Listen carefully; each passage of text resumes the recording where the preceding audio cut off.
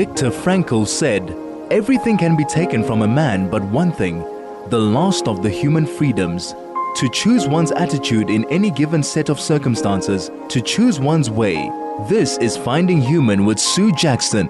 Stay tuned for the next hour as Sue explores the human psyche, what makes us tick, and how to live better, more fulfilled and more meaningful lives. Only on 101.9 High FM. Hello, this is Sue Jackson on the Finding Human program, and today is my first program of 2024.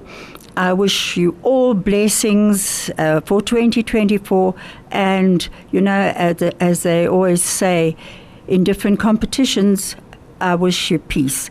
That there should be peace on our very divided planet at the moment. My guest today is Shira Snapper, ex-South African. She's in Israel. She joins me from Israel, and our topic is unity, strength, and resilience.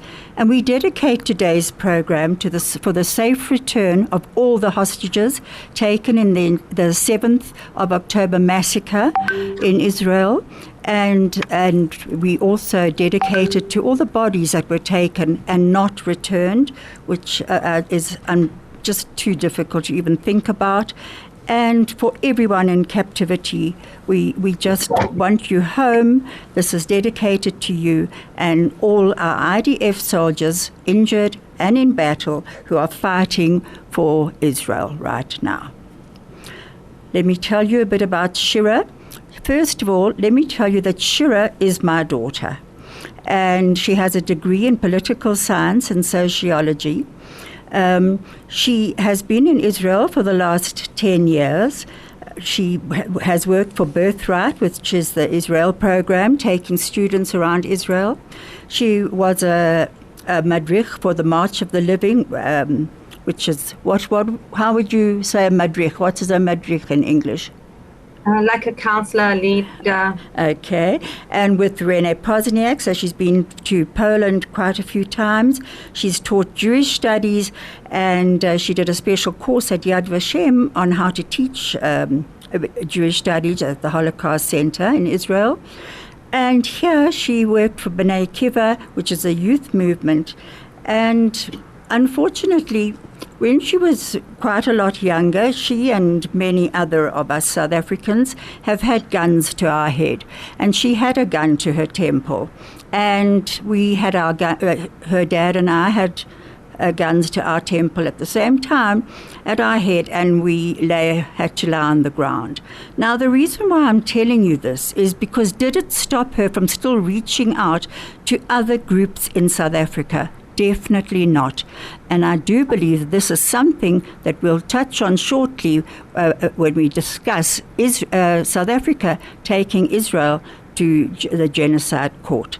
I think, quite honestly, the ANC needs to realize what we as Jews have done for our country. We teach our children to reach out to others less fortunate. We do not ever teach our children to kill or to hate. Hello, Shira. Welcome. Hello, Mom. I said to Shira I was not going to introduce her as my daughter until the very end of the program, but she said to me, well, then how can I call you Mom? So, which is quite true. Now, Shira said that there were certain things that she wanted to discuss. Shira, tell me, first of all, you were here in South Africa when the 7th of October massacre in Israel took place. Your husband, Jordan, said to you, stay here for another week with your children, and the war will probably be over in a week's time. But in a week's time, there was no way the war was going to be over, and you decided that you were going back.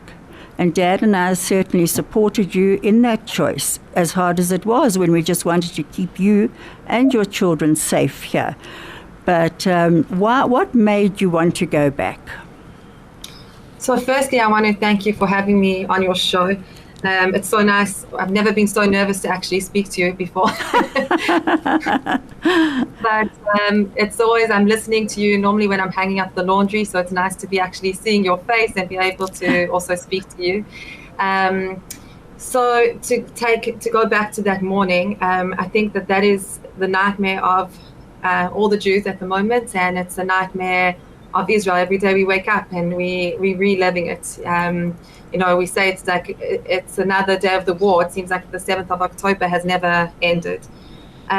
So that day started out like a normal Shabbat, Simchat Torah, and I was sitting outside, and my father came home from shul, and he said to me something terrible happened in Israel.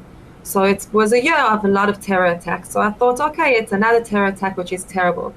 Never in my wildest dreams did I expect to see what I saw on the news, or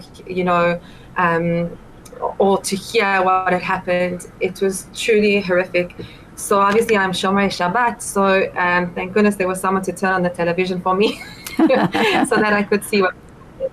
And knowing my husband was in Israel, and his family all live, a lot of them live on the border. There's some in Sderot, which is right next to Gaza, and others in Ashdod, Ashkelon, which were all very, very close. So it was terrifying. It was really, I wanted to get on a plane that moment actually to return to Israel, because my heart is always here. My soul is here. We always say we don't have another country, but it's not. It's beyond that. This is our land. This is holy to us. It's embedded in everything we do, in all our Torah, Bible observance, and everything. So I wanted to get back. I wanted to help. I wanted to see what I could do to help ease pain. And it was very, very hard for me to stay in South Africa. Although obviously it's hard for me to leave family. I was devastated to have to wait an extra week to get on the plane. Mm. And once you got home, did you realize that the atmosphere was one of mourning in Israel?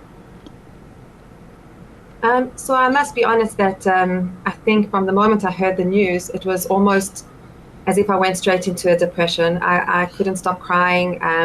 Obviously, I had to hold it together for my children, so they didn't feel as much of the terror. I explained it to them in ways that they could understand, and that obviously that their dad was okay, and always that God will protect us. You had to do that because everyone else here was listening to the news all the time. So you had to actually explain to the kids. Yeah, and we have Israeli cousins that are serving in the army, not to hurt anybody like the South African government think. But, we're concerned about everybody. Everybody in Israel is like a brother or a sister. So it really, I've suffered from depression before, and it really felt like a deep, deep depression. And when I got back to Israel, that is what the country felt like. It was in a state of panic and anxiety and just despair. It was as if, even if you didn't know anybody, unfortunately, we do know someone who is a hostage, but even if you didn't know anybody that was hurt, or it felt like it was your brother, your sister, your family, and to this day it still does. And that's something that's very special about Israel. They all, if you look at the IDF, it's a people's army.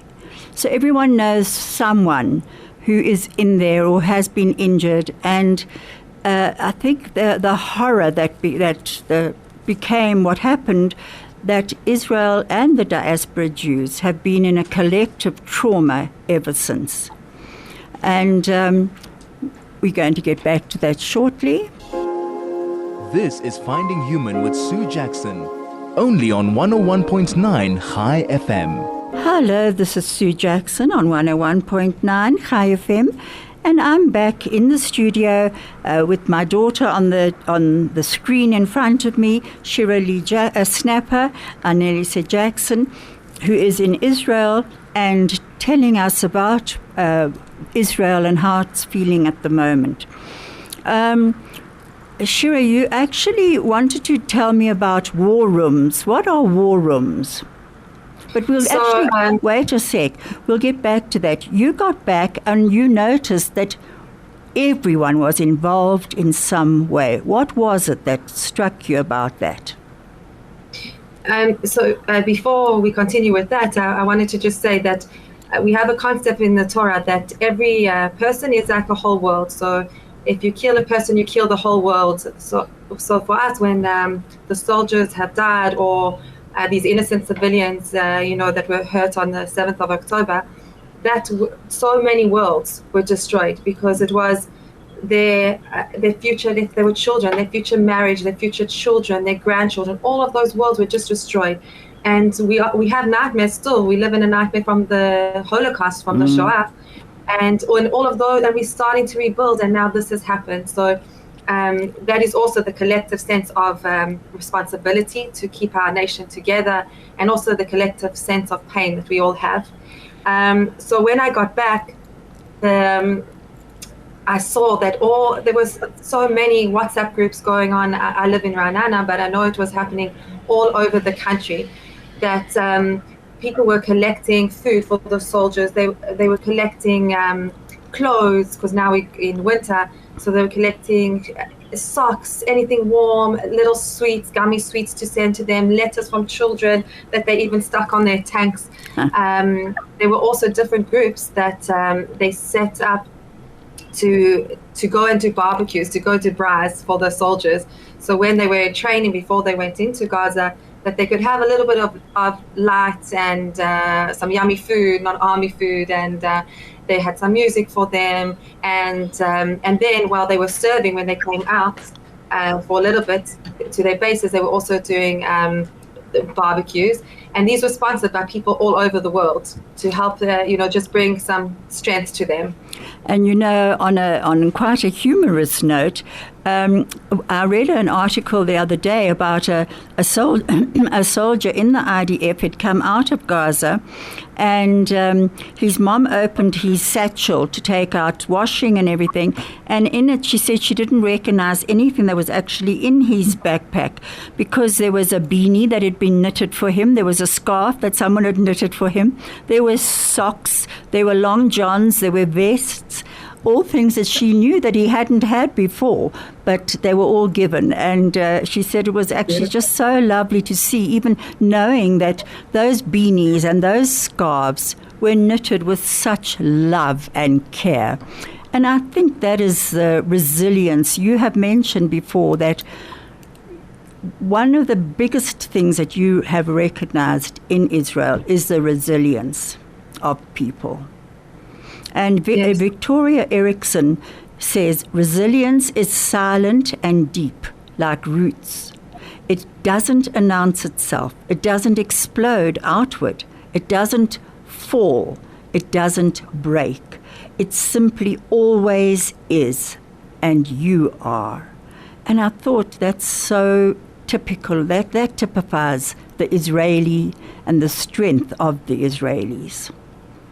It's true. I mean, there was a beautiful song that I'd sent you the lyrics, which was, that it spoke about the pain that everyone was going through, and that we all just need a moment to catch our breath.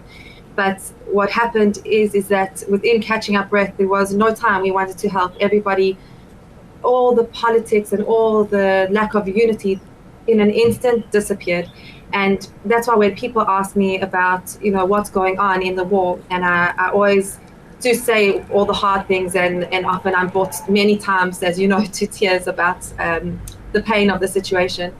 But the fact that there was so much healing that also came from this moment, and that's something that with any dark cloud, we also have to be grateful for all the healing. And now we see a lot of, as we all, it's known as achdut, unity. There's so much unity. It doesn't matter if you were ultra religious or you were not religious at all. Everybody all of a sudden saw we were attacked as Jews, and we have to all be together and help each other.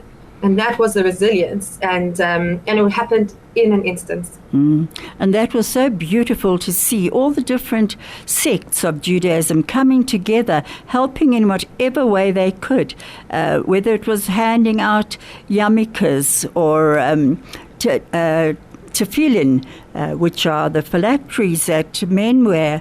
It was wonderful to see. I'm on many groups with Shira that I've seen all of this. Now tell me about war rooms. So the war rooms, I forgot the name in Hebrew right now, but it's okay. So war rooms were people set up their own little war room. So it wasn't, to start a war. What it was to collect things for the soldiers. There was some girls who were like 18 or 18 and a half years old, that some of their friends were already on a base in the north or in the south. And so they sent WhatsApps to people saying, please, they've asked for socks, or they've asked for food, they need vests or something like that. And so they started their own little war room of collecting these things, packaging them, and taking them down to the bases. And that's the shul that I'm a part of here, has their own little war room that we package different things. And that was that's incredible that this was the initiative of people. Absolutely amazing. And you've also, you showed me a photo the other day, and you said, Mom, you would love to be here. They were all people of about my age. And and you said everyone was doing something. Was it? Yes, and even there's a group called Sarel, if anybody is ever interested in joining it. And it's for volunteers who come at any age. It often is for more senior people. And nice way of putting it. Yeah. And they go and they pack, they help in the bases, in the army bases. You even get to wear a uniform. And someone I know who's in her 70s goes and spends a month on the bases. Wow. And helps whatever she can. You don't have to speak Hebrew. It's just helping, which we need. And the other thing which I wanted to mention is what some people even went to the bases and set up a laundromat there. So people were doing the laundry for the soldiers who obviously don't have time and don't have enough clothes to wear. So they're there and they're doing laundry. There are people doing haircuts for the soldiers or shaving them. And also there were a lot of Haredi people, the ultra-religious people, that decided they wanted to show that they were also participating.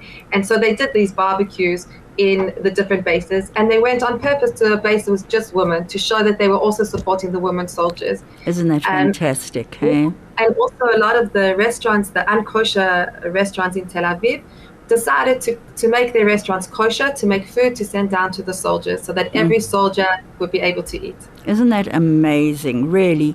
And, I also noticed that there's a lot of singing. And singing is just so healing. And music is so healing. And I've seen that well-known singers are going to different places. And my friend Les Glassman was telling me today that one really well-known singer had gone to one of the Shira homes to go and sing. And it's just quite amazing what people are doing. If you would like to join us on this conversation, or you have any questions, please SMS us on 34519 or telegram us on 061 895 1019. You're listening to Chai FM 101.9. Now, Shira, the other thing I wanted to mention was that you left here about 10 years ago. But before that, you yourself have resilience, because after we were held up like that, and I really think that this is something that our South African government need to take into account while they're taking Israel to genocide, and also the fact that they're not really supporting us Jews in South Africa, that every single person in our family have reached out to others less fortunate, no matter what the color, the culture, and helped each other. And I would say that most of the initiatives that have been started in South Africa, many of them have been started by Jews. Even Nelson Mandela, in his long walk to freedom, as Les was saying to me today, Les Glassman, he actually mentioned the Jewish support that he had in his book. And I think we need to remember that. The other thing that South Africa needs to remember is our incredibly painful xenophobic attacks here. Now, you were young, you had already been held up, made to lie on the floor with guns at your head, and yet there was a xenophobic attack. It was winter, and it was freezing. The people being attacked were rushed into Germiston City Hall. You and a whole lot of the B'nai Kiva camp participants, all of you who were in charge of B'nai Kiva, and Habonim, the other Jewish day camp, all got together, also working together for the betterment of people less privileged. And that night, they were moved to a camp, all the people who were facing this xenophobic violence. And you and the others went in. You went to go and get the children. It was dark. It was freezing. You went to go and get the children to bring them out to the Doctors Without Borders so that they could get some help. Now, these are a group of Jewish young people. You must have been 18, 19 at the time. And all of you went in. You put your own fears aside, went in the dark with torches to bring those little children who were ill out to be helped. Would you say that you, in your own soul, no matter how you might be scarred, you will never give up the love of helping others? I think I would say that for myself, but I would say that for every Israeli, and I would say that probably for every Jew. It's part of our culture, it's part of our Bible to not teach hate, to teach that we celebrate life, we don't celebrate death. That when something is dangerous, and it was very dangerous for me to go into those camps, but it was very important to go and help because I couldn't stand by and let people suffer. And Israel has so many times been accused of causing a genocide in Gaza. And that to me is such a misinformation. It goes against everything that Israel stands for and every rule that we follow in terms of the rules of war. The people who were hurt in the kibbutzim, especially in kibbutz Be'eri, they were ones who went and took the sick children out of Gaza to come and get treatment in Israel. And, for cancer, the kids had cancer and they came to get treatment in our hospitals here. Those were the ones who were killed. And unfortunately, a lot of them were turned on by people that they had themselves helped. And despite all of that, we don't cause genocide. We warn every time there's an attack. We warn in great danger to ourselves and to our soldiers. We warn them and we try and help them. And even the soldiers who are in Gaza now, they try and help wherever they can and to ensure safe passage. So it's inbred in us, and it will never be something that can be broken, no matter how much we have been hurt. And I think that's something that the BDS in South Africa and in the world needs to realize, that we all help, and that the Jewish businesses in South Africa are the ones that provide jobs, that provide help. Discamp does so many outreach programs for the different communities. And unfortunately, they were very heavily targeted by BDS. And the world needs to wake up and see the truth. Absolutely. Many, many Jewish businesses were targeted. And if you actually look at those Jewish businesses that have been targeted, they were all businesses that reach out to others and help others. Now, there was one man in particular at one of the kibbutzim that were hit, that he actually used to teach the kids, get them together to play soccer, and the children, the Palestinian kids with the other children, with the Jewish kids in the kibbutzim. Tell me about, what do you think about Israel being called an apartheid state? Give me your own experiences of that. I think it's an utter lie. I think it's an excuse for the world to hate us.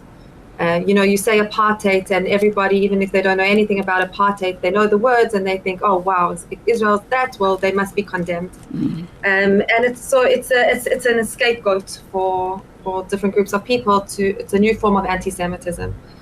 Israel has always had a policy of incorporation, that it doesn't matter, even in our founding documents, that it's a place for everybody to live. Doesn't matter if you are Palestinian, if you are Jewish, if you're Christian. This is a land for everybody to live in, if we can live in peace.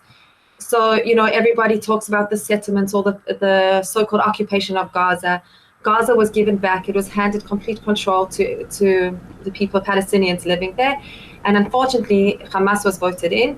And now they are occupied by Hamas. And Israel, this war is basically a war to free them also from Hamas, from the rule of Hamas. So, and also in the settlements, these are places that Jews have always lived. This is our land that we've been in for thousands and thousands of years.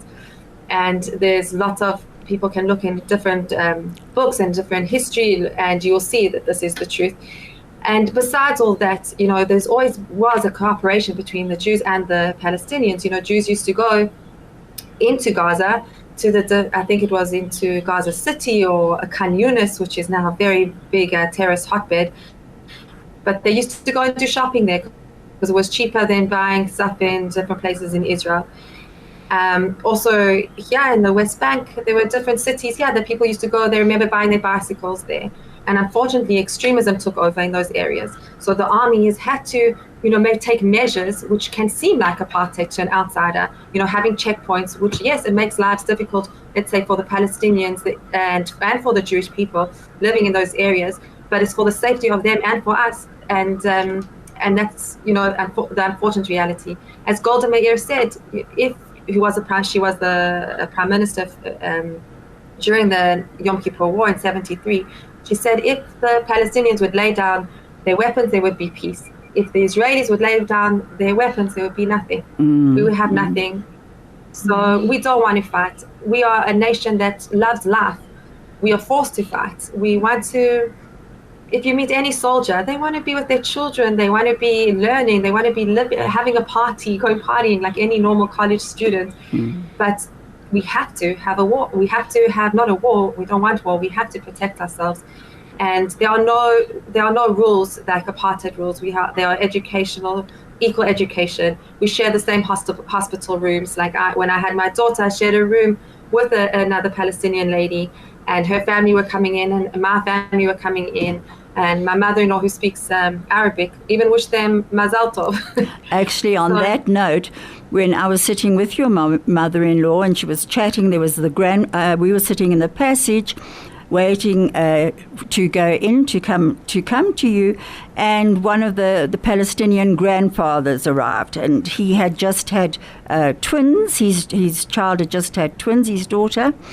And he came with this huge tray of biscuits and chalva and all different things, and offered it to your mom-in-law Rachel and I, and congratulated us, and we were all sort of congratulating each other. It was a lovely feeling.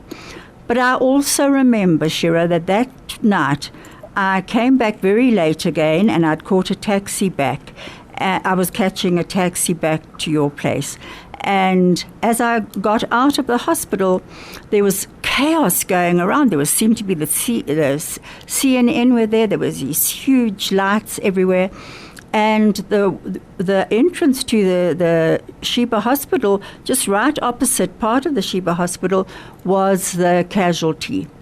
And one of the Israelis, an Israeli man had been killed, shot and killed.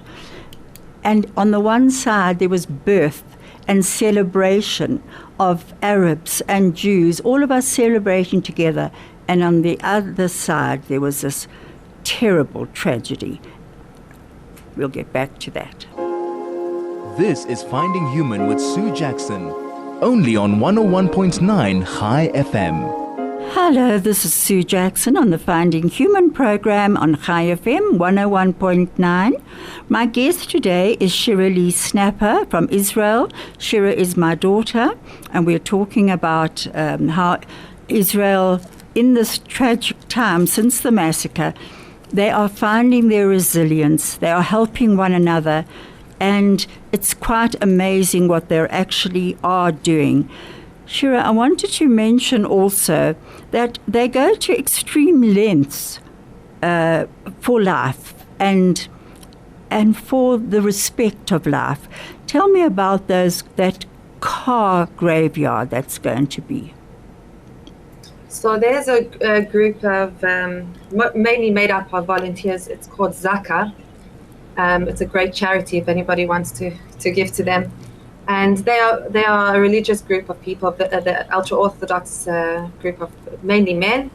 And they are tasked with collecting the body parts. And when it was the second Intifada, when there was any of the bombs, they would go and collect the different pieces of what was left of people's bodies, and to have, so they could have a full burial, because that's part of our belief, is that a body needs to be buried completely. And also, I think it brings comfort to the family. And so now, with what happened, because of the utter devastation, the homes that the safe rooms that people were hiding in, or even if they were in the forests of the Nova Festival, their bodies were burnt, and not much was left. So these groups of people, the Zaka volunteers, went in and collected bags of ash, just like the Shoah, and they have to sift through those and to find bones and use it, and then through that they will do DNA analysis, and they'll be able to see who of the missing people who was killed. And it's a very hard and taxing job, and they are suffering so badly from post-traumatic stress from what they saw. But so with the car graveyard, this was all the cars that were attempting to leave the Nova Festival, which was a peace festival, music festival, trance music, all young people. They were there to have just a beautiful night of dancing. And suddenly on the 7th of October, there were all these Seva Dom red alerts, of the sirens and of the rockets. And because they were so close to the Gaza border, they knew they had to run. And so they tried. There were about 3,000 of them, I think, at the party. They all got into their cars and tried to leave to come more to the center. And they were ambushed along the way and murdered in their cars, or burnt completely. So now what's happened is they've collected all of these cars and put them in sort of a graveyard, and they're still looking through all the cars for the evidence of the bodies and who's been missing and who's been killed, to sift through all of that. And there are bags of ash right there so that they can sift through them. And now what's being ruled by the rabbis in Israel is that the whole cars have to be buried, because they are smeared with blood and parts of the bodies that they can't take away. So it's the first time probably in the world or ever that they actually are going to be burying a full car.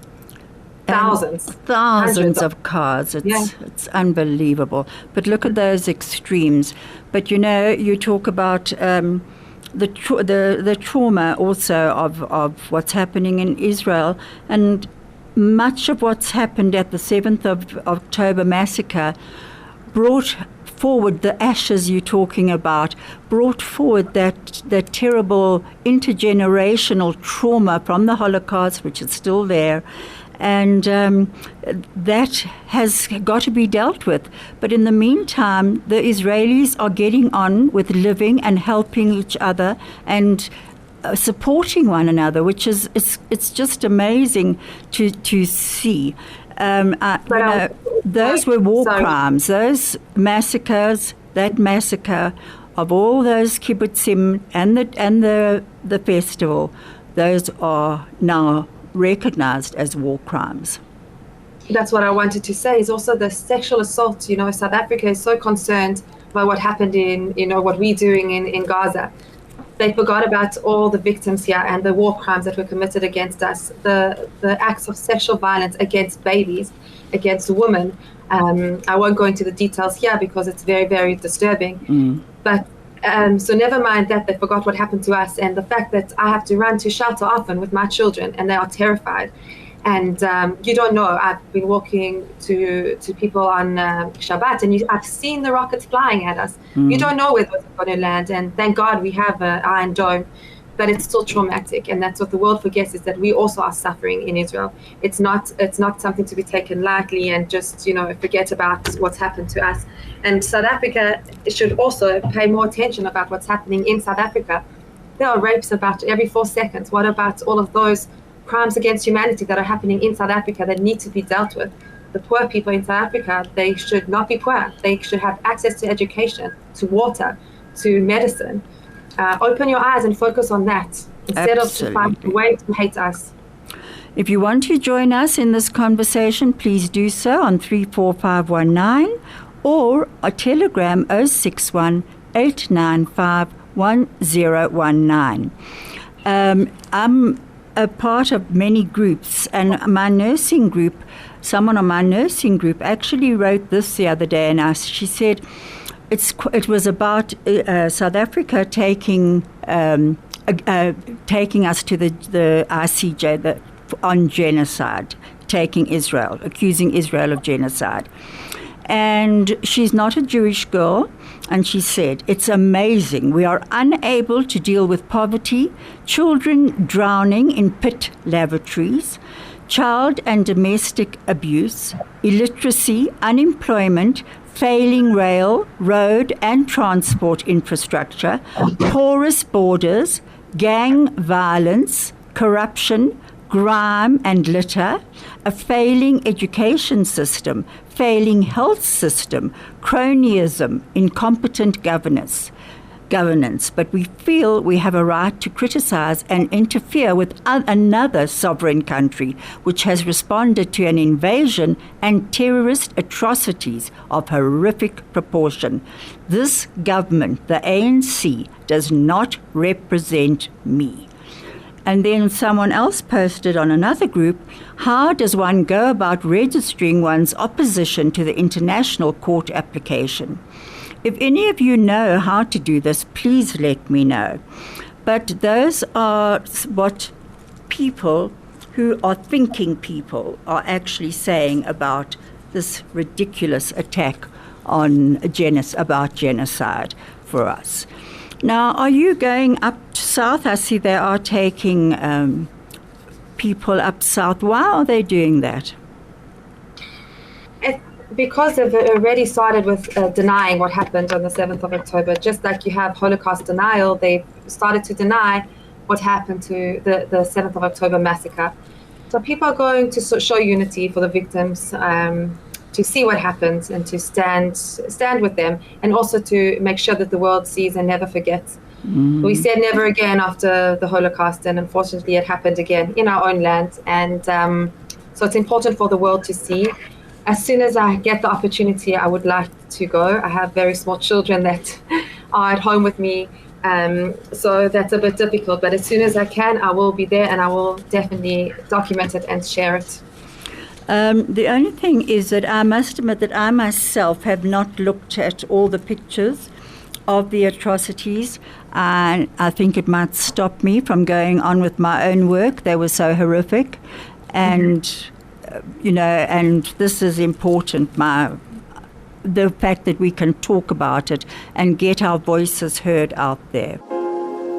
This is Finding Human with Sue Jackson, only on 101.9 High FM. We're now going to be listening to a short YouTube by Rear Admiral Daniel Hagari. It's a short one, and it was done on the 6th of January.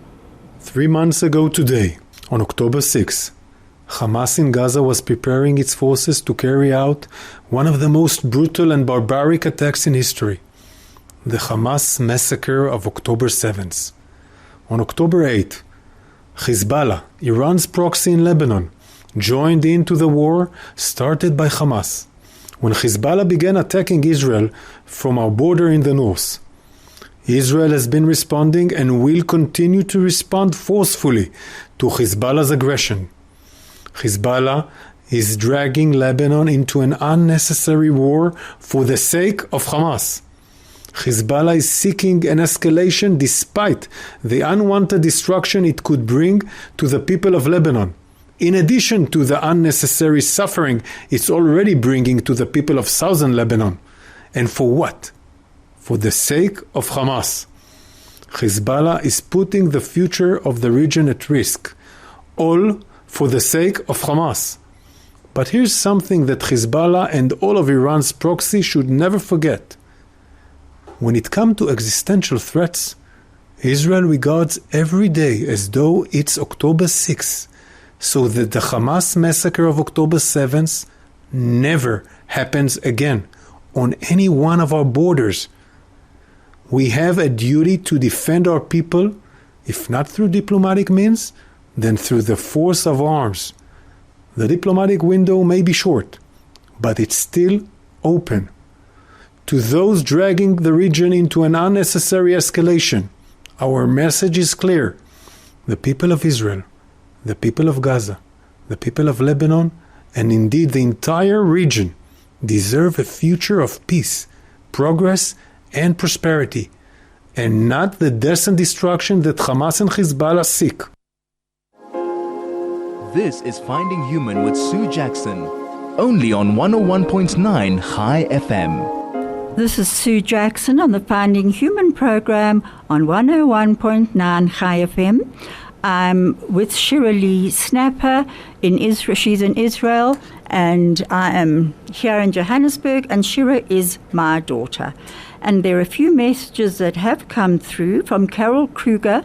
Morning, Sue. How wonderful to have you back with us again. Just love your program. What a privilege to listen to your daughter this morning. Thank you, from Carol. Thank you, Carol. That's so nice of you. And then this, hi, Sue. It's Jill from Eden Glen here, an ultra special radio show, listening to you and your daughter. Thank you. Thank you so much, Jill. This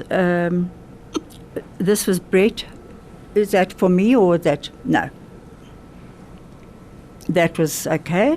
Thanks so much for those messages. If any of you want to actually go onto LinkedIn and pick up two particular people, it's Hillel Fuld, Hillel, Hillel, Fuld, Fuld, and his posts are amazing. And then there's a Yosef Haddad, Haddad, and he's a CEO of Together We Vouch for Each Other. He was born in Haifa, grew up in Nazareth, and he's an Israeli Christian Arab. Both their podcasts and what they write on LinkedIn are really worth listening to. One of the things that Hillel said, and it's very much what we're talking about, Shira, he said, if this war has anything positive to it, it's that it provides clarity and an answer to a question I've always asked myself. First of all, we now have clarity on who our friends are, and more importantly, who our friends are not. Listen to that, please, South Africa. And then he says, any human being who does not actively call for the total elimination of Hamas and the immediate release of all our hostages is not our friend. Staying quiet is not an option. You know, you mentioned that song and the watch and how the I think it was the middle part of that song, which was so beautiful. It says, give me a moment to catch my breath. When outside there's only dust and winds of war, God, have mercy on your people. We will never stop praising you. Give me a moment to catch my breath when outside there's only dust and winds of war. And Shira, tell me about how you feel children are coping. You sent me a little video of you taking the children to school and to Gun, the nursery schools, and you were singing. What were you singing? So when we drive to Gun, to nursery school, because there's so much fear, they hear an ambulance and they think it's a siren. We hear sometimes a motorbike, we think it's a siren warning us of rockets. So I wanted to also give them some hope and to bring some beauty back into their lives. So we sing music, and there's been so many beautiful songs that have been published all this time. And they popped up straight away, like a month after or 2 weeks after the October attack, the 7th of October attack. And they were about the unity and about that the nation of Israel is strong when we're together and we're united, and about that we will win and that we have God in our lives. And this is what we sing, and we dance in the kitchen. And the kids feel good. Even my 2.5-year-old little boy sings along. And but the kids are resilient. Kids in Israel are incredible. They still laugh. They carry on. I can hear the school next door me, learning about Scholar Patrol. But it's hard, and it's quite amazing though what you're doing, what everyone's doing. I'm being told to wrap up. I wanted to actually talk about the funerals and how everyone stands on the side as as the funeral procession goes past with their flags on the side of the road. Thank you so much, Shira, for being with me on this program. We will do it again, but hopefully in happier times. But just go on with your unbelievable resilience and all your friends' resilience too. That we have got a song, it's which Craig will put on. It won't be on the podcast, but you can hear it now.